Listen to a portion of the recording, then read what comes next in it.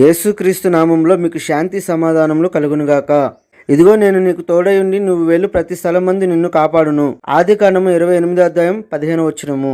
June 8వ తేదీన ఎస్తేరు గ్రంథం 4, 5, 6, 7 అధ్యాయములు బైబిల్ చదవండి. హామానును ఓడించడానికి సహాయం చేయమని మర్దెకై ఎస్తేరును కోరాడు. రాజును ఎస్తేరు విన్నపాలు: మొదటి విన్నపం, రెండో విన్నపం, హామాను సంతోషం, కోపం, ప్రగల్భం, మర్దెకైని చంపడానికి ఏర్పాటు, రాజు మర్దెకైని సన్మానించాడు, రాజుకు ఎస్తేరు చేసిన మూడో విన్నపం, హామానుపై దేవుని శిక్ష.